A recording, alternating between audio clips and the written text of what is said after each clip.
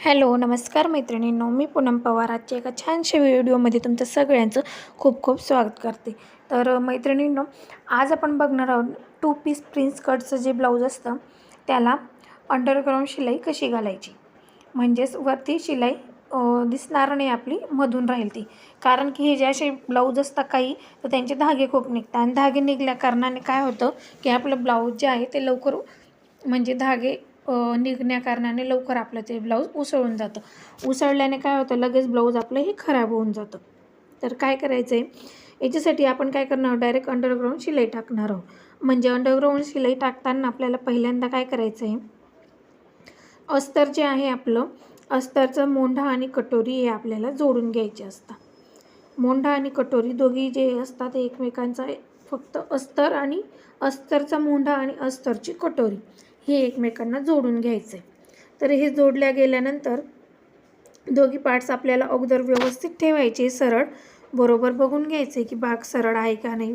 फ्रंटचा जो गळा असतो तो आणि साईडचे दोघी पल्ले असे व्यवस्थित टाकून घ्यायचे.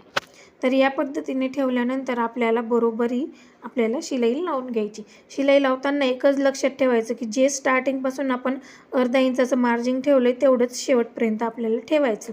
आणि जिथं असं कर्व आकार येतो तिथं थोडंसं असं बघा चुनी पडते, तर ती पडू नये म्हणून काय करायचं आहे, सुई कपड्यामध्येच राहू द्यायची आणि शटलवर उचलून ती आपल्याला चुनी काढून घ्यायची. म्हणजे आपलं जे कपडा असतो तिथे चून पडत नाही, अगदी व्यवस्थित असं पफ आपला तयार होतो. याच पद्धतीने दुसरा पण तयार करून घ्यायचा आहे. आणि त्यानंतर जे मेन फॅब्रिक असतं ब्लाऊजचं त्याला पण आपल्याला याच पद्धतीने जोडून घ्यायचं आहे. आता काय झालं होतं की मी हे ब्लाऊज डायरेक्टली शिवणार होती, म्हणजे जसं आपण कटोरीचं शिवतो त्या पद्धतीने, पण लक्षात आलं की याचे जे धागे आहेत ब्लाऊजचे ते निघणार आहेत.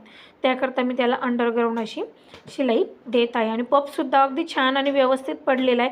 असं नाही की अंडरग्राऊंड शिलाई दिली म्हणून की पफ पडणार नाही आपल्या ब्लाऊजला, तसं काही नाही. पफसुद्धा अगदी छान असा पडलेला आहे.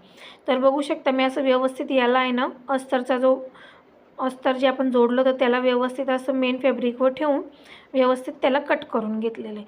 तर इथंसुद्धा मी जसं अस्तर जॉईंट केलं त्याच पद्धतीने हे सुद्धा मी जॉईंट करून घेतलेलं आहे. आणि एक लक्षात ठेवायचं, जेव्हा आपण हा कपडा जॉईंट करतो की जास्त खेचायचा नाही, जसं आहे तसाच आपल्याला जोडायचा असतो. फक्त जिथं कर्व आकार येतो तिथं जोडताना त्याला व्यवस्थित चून व्यवस्थित बाहेर काढून घ्यायची.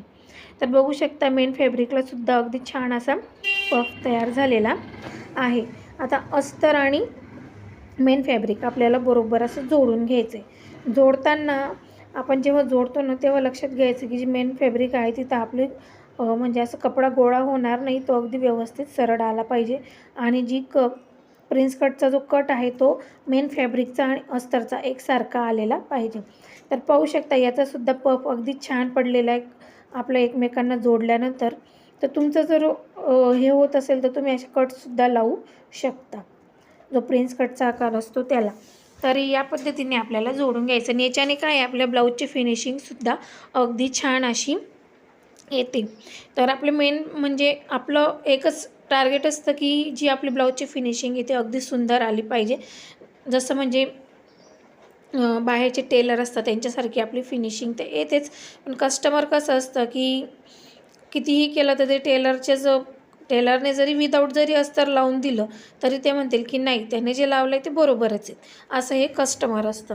तर त्याकरता काय करायचं, आपली जी फिनिशिंग आहे त्याच्यावर आपला जास्त फोकस असला पाहिजे, बाकी गोष्टी काहीही असो. तर व्यवस्थित असं बघा, आळपट्टी हुकपट्टी मी सर्व लावून घेणार आहे आणि कमरपट्टीसुद्धा लावून घेणार आहे.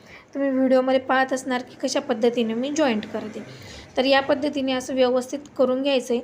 आणि हा जो कपडा दिसतो आहे तुम्हाला मेन फॅब्रिकचा ब्लाऊजचा, ऑलरेडी तो तसाच आहे. त्याला प्रेस भरपूर करून बघितली मी, पण ऑलरेडी तो कपडा जो आहे तो तशाच याच्यातला आहे, त्याची डिझाईनच ती तशी आहे. तर एकदम छान आणि इतकं छान असं व्यवस्थित पफ पडलेला आहे, तुम्ही बघू शकता. फिनिशिंगसुद्धा अगदी छान आलेली आहे.